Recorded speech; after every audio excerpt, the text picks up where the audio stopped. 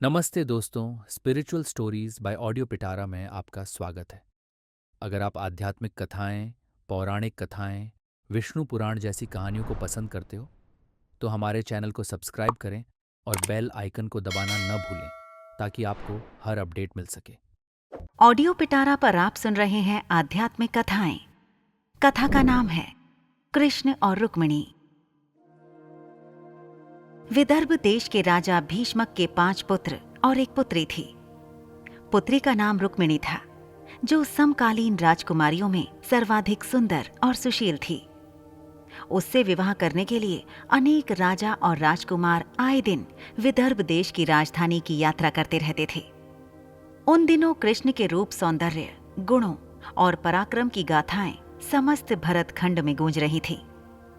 राजकुमारी रुक्मिणी अपनी किशोरावस्था से ही कृष्ण के संबंध में सुनती चली आई थी, इसलिए उसके मन में कृष्ण के लिए एक विशिष्ट स्थान बन गया था।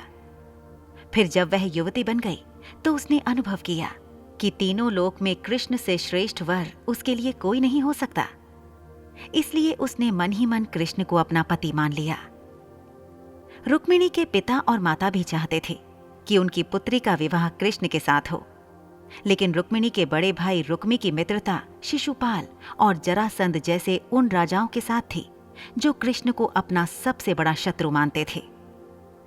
उन राजाओं को कृष्ण के हाथों कई बार पराजय का सामना करना पड़ा था, फिर भी उनकी शत्रुता की आग बुझ नहीं पाई थी।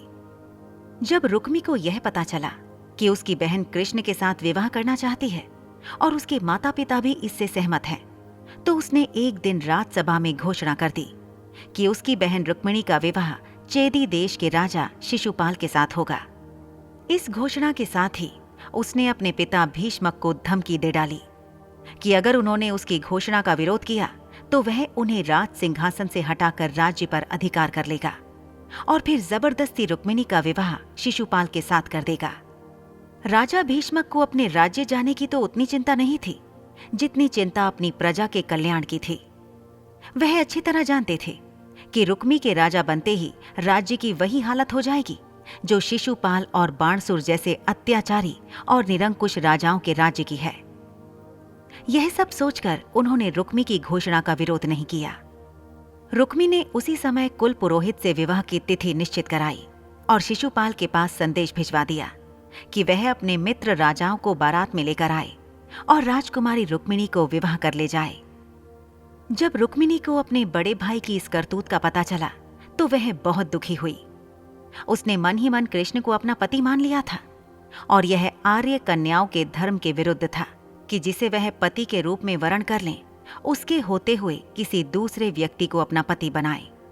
सोच विचार करने के बाद उसने अपने एक विश्वस्त ब्राह्मण को बुलाया और उससे कहा कि वह द्वारिका में कृष्ण के पास जाए और उन्हें यह संदेश दे दे कि रुक्मिणी वर्षों पहले से उनका अपने पति के रूप में वरण कर चुकी है, लेकिन उसका बड़ा भाई रुक्मी बलपूर्वक उसका विवाह शिशुपाल के साथ कर देना चाहता है। इसलिए कृष्ण आए और उसका हरण करके ले जाएं। यदि वह ना आए तो वह अपने प्राणों का अंत कर देगी। रुक्मिणी का संदेश लेकर ब्राह्मण उसी समय द्वारिका की ओर चल दिया और कुछ दिनों बाद द्वारिका में पहुंच गया। जब कृष्ण को उस ब्राह्मण द्वारा रुक्मिणी का संदेश मिला तो कृष्ण ने उसे वचन दे दिया कि भले ही शिशुपाल, जरासंध आदि राजाओं की विशाल सेनाओं से उन्हें भीषण युद्ध क्यों न करना पड़े, वह उसे उन सब के बीच से उठा लाएंगे। कृष्ण ने उसी समय अपने सारथी को रथ तैयार करने की आज्ञा दी और ब्राह्मण को साथ लेकर कुंडिनपुर की ओर चल पड़े। कृष्ण के जाते ही बलराम को उनके कुंडिनपुर जाने की सूचना मिल गई। उन्होंने यादवों की सेना की एक शक्तिशाली टुकड़ी को अपने साथ चलने का आदेश दिया और द्वारिका से इतनी तेजी से प्रस्थान किया कि वह भी सेना सहित कृष्ण के पीछे पीछे ही कुंडिनपुर पहुंच गए।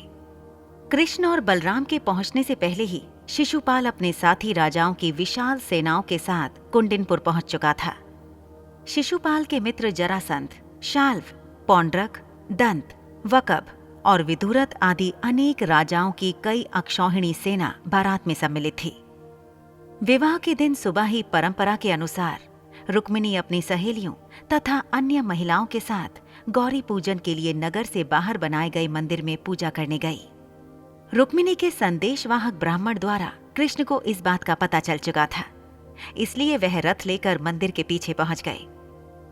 पूजा करने के बाद रुक्मिणी जैसे ही मंदिर से निकली, कृष्ण ने उन्हें उठाकर अपने रथ में बैठा लिया। रुक्मिणी के साथ आए सैनिक देखते ही रह गए। जब शिशुपाल और उसके साथी राजाओं को रुक्मिणी हरण का समाचार मिला, तो वे अपनी अपनी विशाल सेना लेकर कृष्ण को पकड़ने के लिए चल दिए। रुक्मिणी का बड़ा भाई रुक्मी भी अपने चारों भाइयों और अपनी सेना के साथ कृष्ण के पीछे पीछे चल दिया। नगर से कुछ दूर निकलते ही यादवों की सेना दिखाई देने लगी। अपने पीछे आती हुई सेनाओं को देखते ही बलराम ने अपनी सेना को आदेश दिया कि आक्रमणकारी सेनाओं को खदेड़कर भगा दो। यादव सेना के सैनिकों ने पलटकर आक्रमणकारी सेनाओं की भीषण बाण वर्षा का उत्तर देना आरंभ कर दिया। देखते ही देखते भीषण संग्राम होने लगा। यदुवंशियों की थोड़ी सी सेना ने शिशुपाल, जरासंध और उनके साथी राजाओं की विशाल सेनाओं पर इतनी भयंकर बाण वर्षा की कि वे सिर पर पांव रखकर भागने लगे। अपनी सेनाओं का संहार होते और उन्हें भागते देख शिशुपाल और उसके साथी राजा भी अपने प्राण बचाकर भाग गए। शिशुपाल और उसके साथी राजाओं की सेनाओं को पीठ दिखाकर भागते देख रुक्मी के क्रोध की कोई सीमा न रही। वह अकेला ही कृष्ण का पीछा करने लगा। कृष्ण रुक्मी से युद्ध करना नहीं चाहते थे, लेकिन जब रुक्मी ने अपशब्द कहते हुए उन पर आक्रमण कर दिया, तो विवश होकर कृष्ण को शस्त्र उठाने पड़े। उन्होंने पलक झपकते ही रुक्मी के रथ के घोड़ों और सारथी को मार डाला। रुक्मी भी उनके बाणों से घायल हो गया। कृष्ण ने तलवार संभाली और झपट कर रुक्मी को पकड़ लिया और उसी के उत्तरीय से उसके हाथ पैर बांधने के बाद उसके सिर तथा दाढ़ी मूछों के बाल जगह जगह से मूंदकर उसे कुरूप बना दिया। रुक्मी यह प्रतिज्ञा करके कृष्ण से युद्ध करने चला था कि अगर वह अपनी बहन रुक्मिणी को कृष्ण के हाथों से छुड़ाकर नहीं लाया तो कुंडिनपुर में नहीं लौटेगा। बलराम के कहने पर जब कृष्ण ने उसे छोड़ दिया, तो वह अपने बचे कुचे सैनिकों को लेकर एक निर्जन प्रदेश में चला गया और वहीं नया नगर बसाकर रहने लगा। कृष्ण रुक्मिणी को लेकर विजय यादव सेना के साथ द्वारिकापुरी लौट आए, जहां विधि पूर्वक उनका विवाह रुक्मिणी के साथ कर दिया गया। दोस्तों, आपको ये कहानी कैसी लगी हमें जरूर बताइएगा।